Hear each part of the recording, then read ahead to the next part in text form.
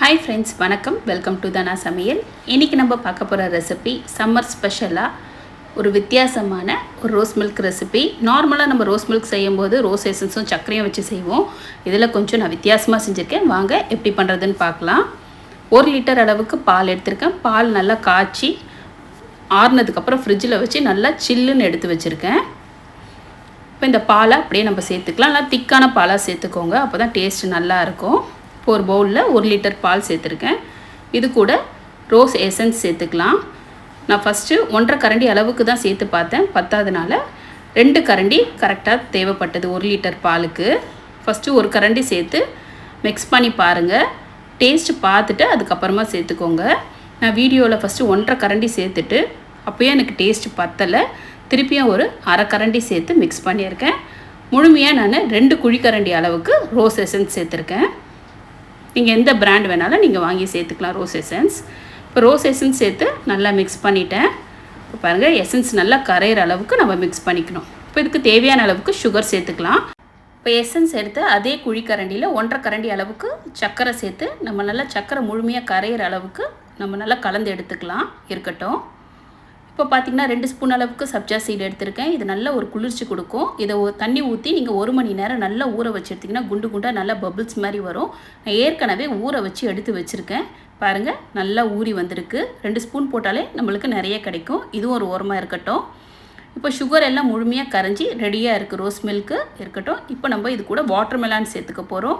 நான் இன்றைக்கி இந்த வாட்டர்மெலான் எடுத்திருக்கேன். இதில் விதை கொஞ்சம் நம்மளுக்கு கம்மியாக இருக்கும், அதனால் இந்த வாட்டர்மெலான் எடுத்துக்கோங்க. அந்த வாட்டர்மெலான் எடுத்திங்கன்னா சீட் நிறையா இருக்கும்.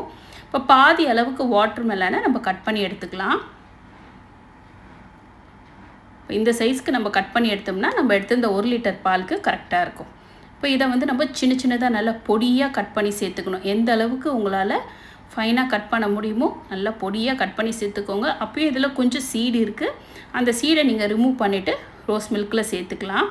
நான் பாருங்கள், இந்த மாதிரி நல்லா சின்ன சின்னதாக இப்படி கட் பண்ணிக்க போகிறேன். நம்ம இதில் வச்சே கட் பண்ணும்போது நல்லா நம்மளுக்கு பொடியாக கட் பண்ணி கிடச்சிடும். இந்த வாட்டர்மெலான் சப்ஜா சீட்லாம் சேர்க்கும் போது இந்த ரோஸ் மில்க் இன்னும் நல்ல ஒரு டேஸ்ட்டு கொடுக்கும். இந்த வெயிலுக்கு நல்ல ஒரு குளிர்ச்சியும் கொடுக்கும் நம்மளுக்கு. இந்த அளவுக்கு நம்ம கட் பண்ணி எடுத்துக்கலாம் சின்ன சின்னதாக. இப்போ எல்லாம் வாட்டர்மெலானும் நான் கட் பண்ணி எடுத்துட்டேன். இப்போ அதில் இருக்க சீடும் ஓரளவுக்கு எடுத்து வச்சுட்டேன். இப்போ இருக்கட்டும். இப்போ நம்ம கலக்கி வச்சுருக்க ரோஸ் மில்கில் நம்ம கட் பண்ண பாதி அளவுக்கு வாட்டர்மெலானை சேர்த்துக்கலாம். சேர்த்துட்டு ஒரு வாட்டி நல்லா மிக்ஸ் பண்ணிடலாம்.